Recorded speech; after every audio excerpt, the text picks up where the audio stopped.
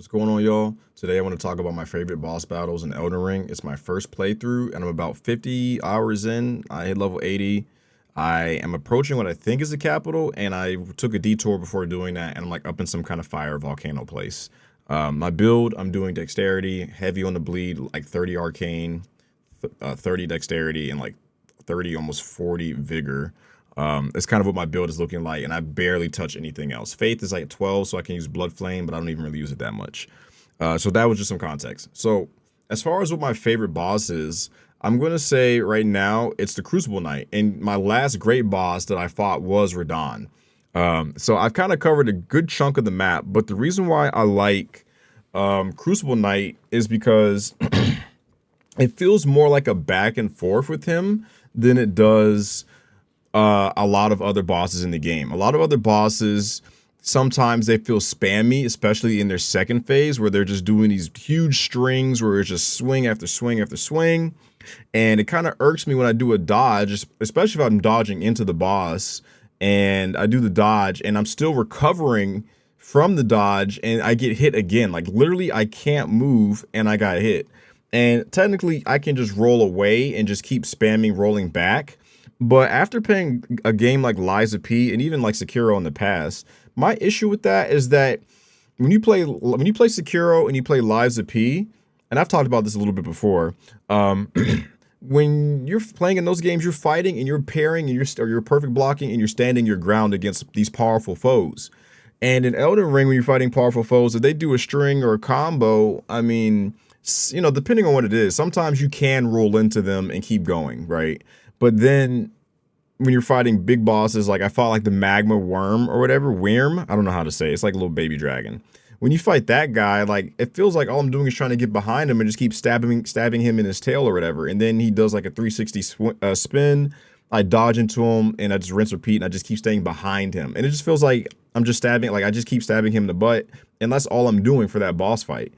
Crucible Knight, it feels like one, he doesn't let you get behind him for very long, and his recovery on his attacks are very quick. So when he does swing, you need to know what move to use. If sometimes he'll swing and you thought your biggest move, and he'll recover quicker than you do, and he'll put you on your butt. Then you'll get up and try to back away to heal, and he's right on you, and he'll punish you, give you that UK special while you're trying to heal, and now you're even further on the back foot than you were before, and he puts heavy pressure on you.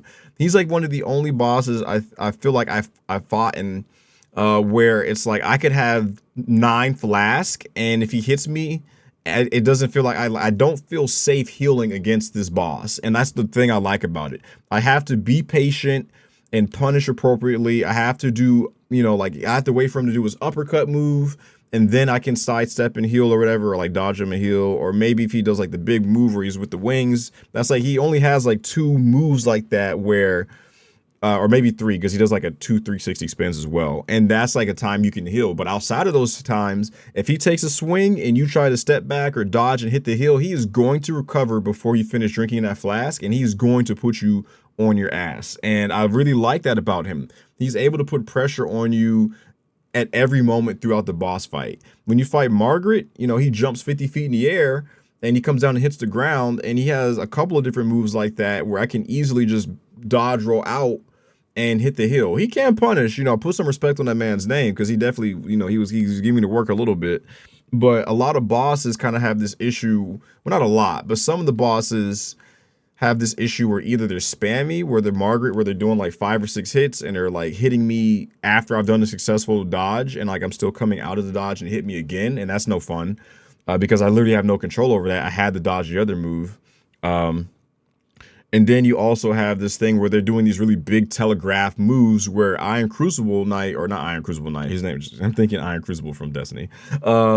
The Crucible Knight is very concise, or maybe like very concise, I think is the right word. His moves are very quick recovery. They're very like there's 1 to 2 to the combo at most, but like maybe 3. But his moves are very brief, and it's a lot of back and forth. It's like you're playing chess with each other as you're fighting, and I really enjoy that aspect of the fight. So I think that's why he's one of my favorites. I also just want to mention The ball bearing knight, I beat him the other day. He's a cool boss fight as well, a mini boss. Or yeah, no, he had the big bar. He was a cool fight as well. I like this his move set, and he had similar things to the Crucible Knight, where he recovers from his moves fairly quickly. He puts this immense pressure on you. You know, even at 10 flask. You know, if he hits you one time and you're like at 30%. I mean, if you go for that heal, he's going to catch you, and that might be the end of the fight, you know.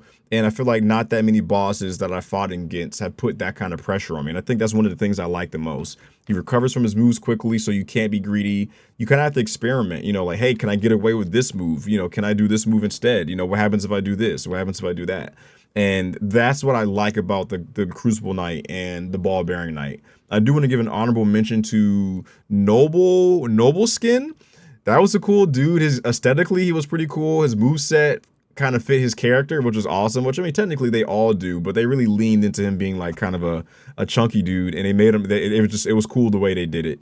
I liked him. I will say that he was a little bit closer to the spammy side, where it wasn't one of those you do this, I do that type things where you're kind of watching and reacting to each other. For him, it felt like he was just going to keep swinging. He's going to keep doing what he wanted to do, and he was aggressive, but it felt a little spamish. But overall, you know, it was fun. He did have some really big telegraph moves, but still, I thought he was worth mentioning. I like him as well. Um, but yeah, so that's kind of where my favorite bosses are right now. About 50 hours in, I'm level 80, I think.